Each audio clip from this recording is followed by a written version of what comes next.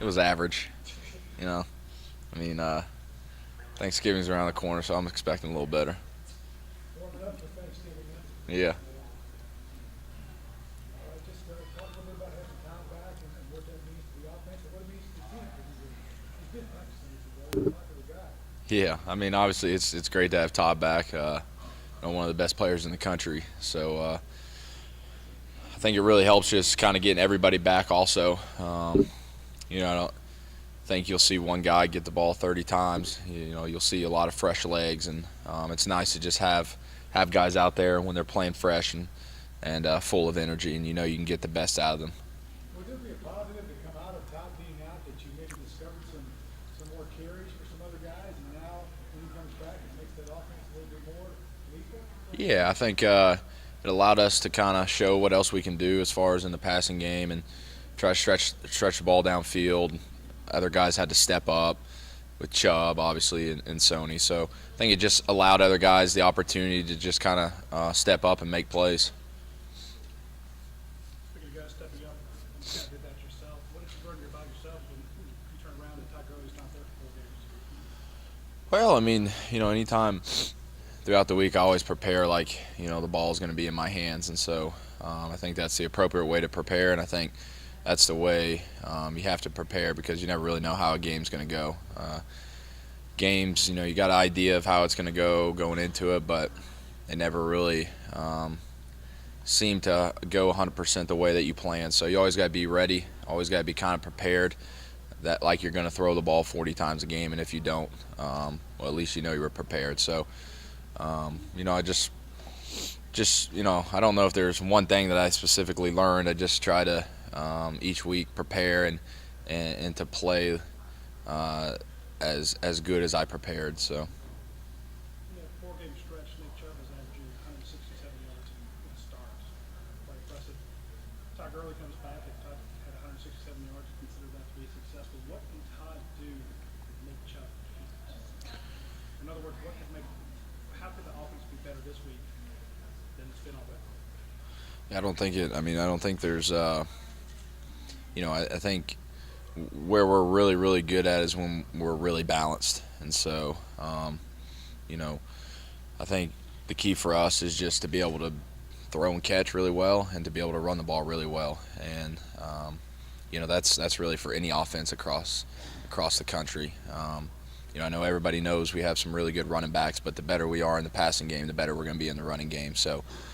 Just adds another dimension, and then when you got those guys and you can get a couple of them on the field at the same time, it probably keeps defenses on their toes. And as far as you got one guy over here, another good player over here, so we try to get as many guys on the field at a time. And really, but at the end of the day, it just comes down to execution. You can be as fancy as you want and do what you want, but if you turn the ball over, you shoot yourself in the foot with penalties, and you just don't execute, then all that is just kind of nonsense. So it still comes down to the basic fundamentals of football. Hutson, you've been honoring Phil all season long, and is it this week, Auburn week, is it a little pressure on your mind, a little different on your mind this week? It's just a little different as far as it's his alma mater. I was thinking about last night. I would have heard from him by now. Obviously, he had probably been at the game. Stuff like that. So definitely, this was a game I think me and him were definitely looking forward to. So I'll just try to continue to honor him the best I can, and I know he's watching over him, and I know I'll go out there and play my best for him, and hopefully he'll pass a little luck my way.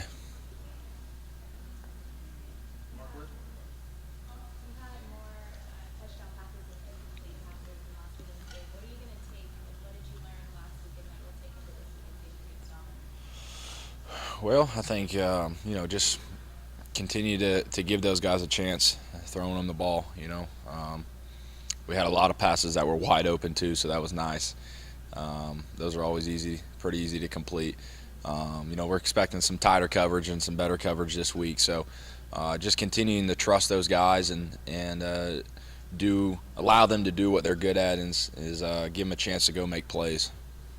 How important is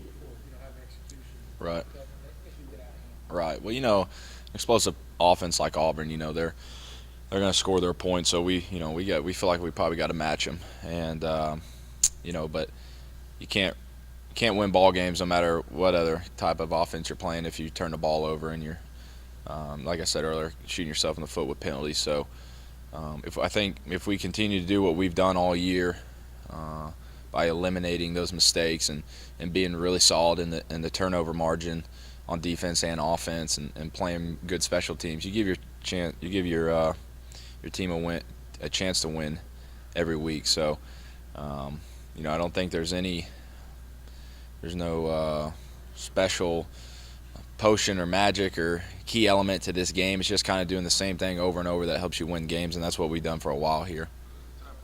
What's the difference in focus this week versus previous weeks? Mark Rick says no post-game interviews. We're not going to have the assistant coaches available.